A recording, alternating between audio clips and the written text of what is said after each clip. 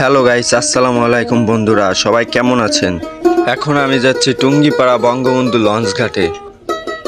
আমাদের এলাকায় এই লঞ্চ ঘাটটি শুধু যাতায়াতের জন্য নয়, এখানে লুকিয়ে আছে অনেক ইতিহাস আর সৌন্দর্য। তাই আজ আমি ঘুরিয়ে দেখাবো পুরো লঞ্চ ঘাটটি আর আশেপাশের সৌন্দর্য। চলুন তাহলে শুরু করি। এখন আমি ঢুকতেছি সেই লঞ্চ ঘাটের প্রথম দিক থেকে। অপরূপ সৌন্দর্য এই লঞ্চ ঘাট। এই লঞ্চ ঘাটের আছে অনেক ইতিহাস এবং সৌন্দর্য।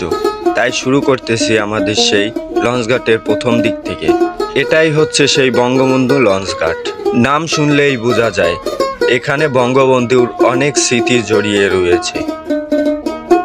এখানের অবস্থানটি হলো টুঙ্গিপাড়া লঞ্চ ঘাট, ফুড গোডাউন নিকটবর্তী বাগিয়ান নদীর পাড়ে বোট ল্যান্ডিং গ্রাম এই জায়গায় অবস্থিত এই ঘাটে। এখন আমরা যাচ্ছি আমাদের সেই লঞ্চ ঘাট, বঙ্গবন্ধু স্মৃতিসরণের সেই লঞ্চ ঘাট।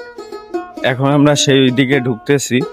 আমি আর আমার সহযোগী এক ছোট ভাই, তাকে নিয়ে ঢুকতেছি।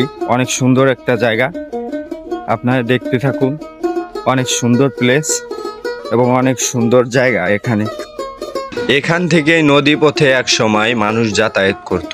এখন যদিও এই লঞ্চ ঘাটে লঞ্চ এখন আসে না, তারপরেও মানুষ নদীর ধারে বসতে আসে দৃশ্য উপভোগ করতে। নির্মাণ প্রকল্প শুরু। স্থানীয় সরকার প্রকৌশলী অধিদপ্তর LGED 2020 সালের শুরুতেই টুঙ্গিপাড়া পৌরসভার উদ্যোগে পাটগাতি ও বাগিয়ান নদীর তীরে মেমোরিয়াল লঞ্চ ঘাট নির্মাণ কাজ শুরু হয়। এই ঘাটটি উদ্বোধন করে 2024 সালের প্রথম দিক থেকে।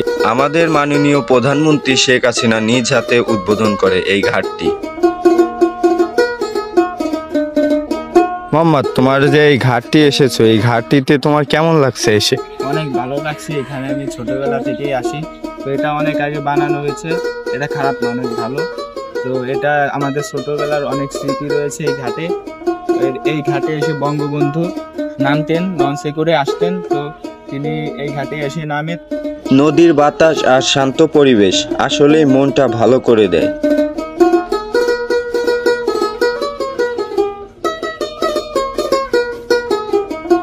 আপনারা দেখতে পারছেন এক পাশে নদীর বিশালতা আর আরেক পাশে প্রাকৃতিক সৌন্দর্য।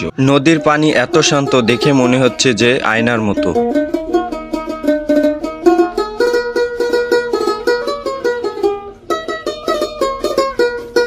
এই জায়গায় সন্ধ্যাবেলায় বসলে সূর্য ডোবার দৃশ্য অসাধারণ লাগে। অনেকে এখানে বিকালে এসে আড্ডা দেয় এবং গল্প করে। আপনারা যদি এখানে আসার চান, আপনারা আসলে অনেক সুন্দর একটা পরিবেশ পাবেন। এই সুন্দর পরিবেশে আপনারা আসবেন সবসময় বিকালে। বিকালে আসলে সুন্দর ছায়া জায়গা থাকে, পাখির ডাক, আকাশে অনেক সুন্দর একটা ওয়েদার। এবং এই লঞ্চ ঘাটকে ঘিরে স্থানীয় মানুষের জীবনযাপন গড়ে উঠেছে। এখানে পাশে আছে দোকান এবং অনেক মানুষে এই নদীতে মাছ ধরতে আসে। কেউ আবার নদীর ধারে বসে সময় কাটায়। অনেক ভ্রমণকারী আসে আবার ছবি তুলতে।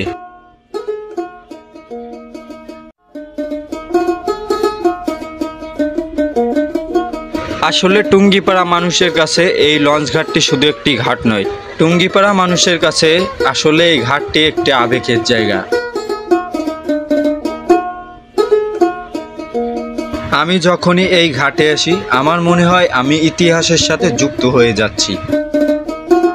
এই বাতাস, নদীর ঢেউ আর শান্ত পরিবেশ সবকিছুই আমাকে টেনে আনে। আপনারাও যদি কোনোদিন টুঙ্গিপাড়া ঘুরতে আসেন তাহলে অবশ্যই এই লঞ্চ ঘাটটি থেকে ঘুরে যাবেন। সুন্দর একটা জায়গা। বন্ধুরা দেখতে পাচ্ছেন টুঙ্গিপাড়ার আকাশ হঠাৎ কেঁদে উঠল। হালকা বৃষ্টি নেমেছে, কিন্তু এই কারণে লঞ্চ ঘাটের সৌন্দর্য আরও বাড়িয়ে তুলেছে।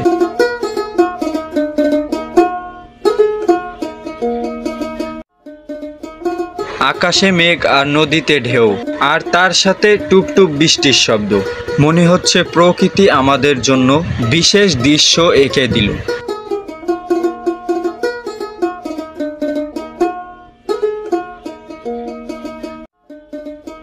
বৃষ্টি যেমন ধুলে মুছে দেয়, তেমনি মনকেও পরিষ্কার করে দেয়। টুঙ্গিপাড়া এই বৃষ্টি ভেজা লঞ্চ ঘাট সত্যি স্বপ্নের মতন লাগছে। বৃষ্টি নেমেছে, কিন্তু আমি তো ক্যামেরা নিয়ে বের হয়েছি। এই ব্লগ থামানো যাবে না, তাই চলুন দেখে নিই এই লঞ্চ ঘাটের আসল রূপ।